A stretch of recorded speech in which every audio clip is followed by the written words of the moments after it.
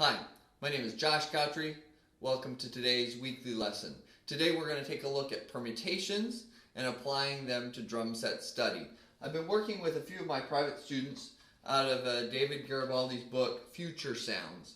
And he has a number of what he calls permutation studies within that book that explore different ways we can move one facet of our limbs in different places in the measure and develop some additional coordination and comfort with a variety of patterns that we might encounter as a drummer. I want to take a look at that applied to a basic rock beat and a basic swing beat and some things that you can use in your own study to get started in this concept, and then certainly maybe you want to go ahead and pick up that book and go further in depth with some of his very specific permutation studies. We'll start with a rock beat.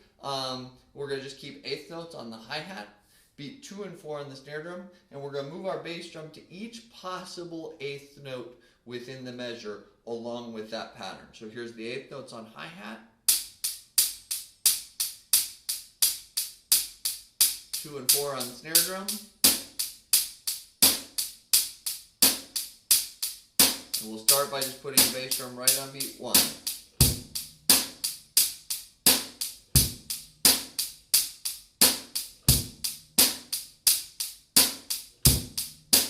Next on the end of 1.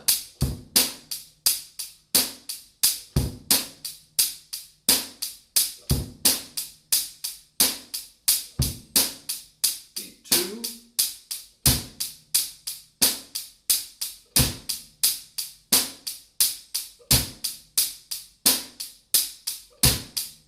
End of 2.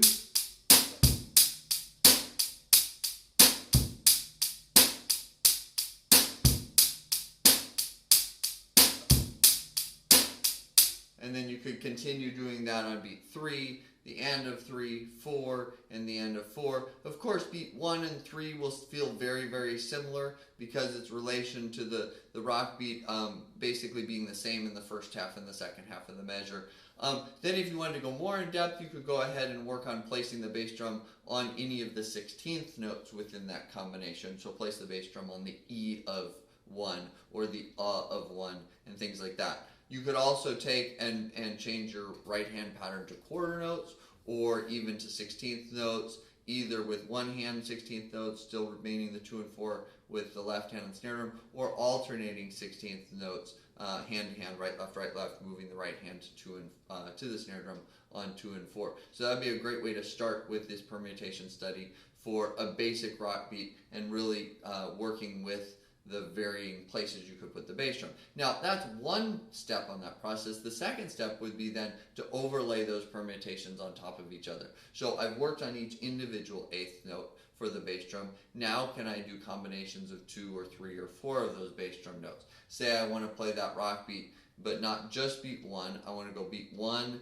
the end of 2, and the end of 3. Well, I've worked on each of those individually, so I should be able to link those together and literally superimpose those patterns on top of each other to create a composite bass drum pattern that involves 3 different individual notes. And of course that would sound like this.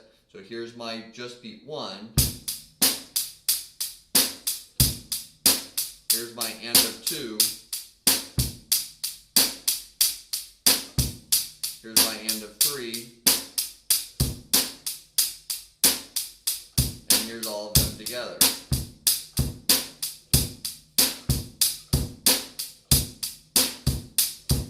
And then so on and so forth. And so you could work on combinations of 2, combinations of 3, combinations of 4, combinations of 5, up to potentially, of course, 8 notes on the bass drum in coordination with the eighth notes that happen on the hi-hat.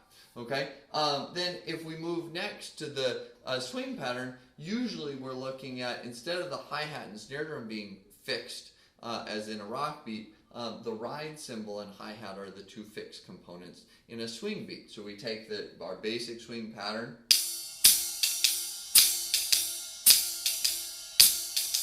and then take our left hand and explore different places that we could put the snare drum. So we'll start again with beat 1.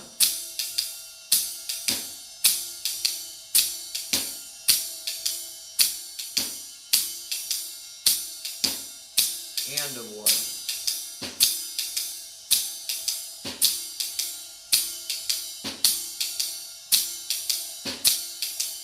beat 2.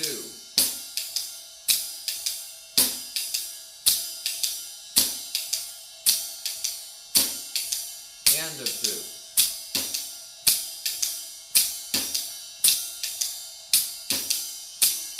And again, move that through beat 3, the end of 3, 4, the end of 4. In this case, I should mention at least that I'm thinking of eighth notes being swung eighth notes. So rather than straight eighth notes, 1 and, it's effectively the first and third of a group of triplets. 1 and 2 and 3 and 4 and, or 1, let 2, let 3, if you're thinking 1 triplet, 2 triplet, something like that. So we could place each of those. Now then you could apply that same concept to the bass drum. Put the bass drum on 1, the end of 1, 2, the end of 2, 3, the end of 3, 4, the end of 4.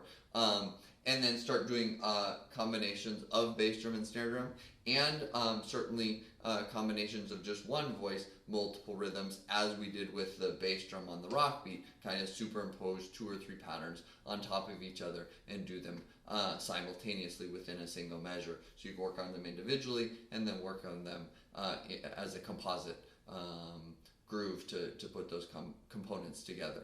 And then of course, again, sky's the limit. I'm only dealing with swung eighth notes. You could also deal with any of the 3 triplet notes that could be within a beat. And so working on placing the snare drum on the second triplet note within the beat on beat 1 or something like that, or between, you know, the 2 that happens here, first and third on the swing ride cymbal pattern. Put the snare drum on the second triplet between those on beat 2 or beat 4, things like that. So even swung eighth notes are just barely scratching the surface with what is possible with some of these permutations. So again, take a basic groove, take one component, start moving it around different places, make sure you can place it anywhere in the measure, then overlay those patterns on top of each other and try to put multiple patterns, multiple individual rhythms together to create unique patterns that might be very functional for your playing.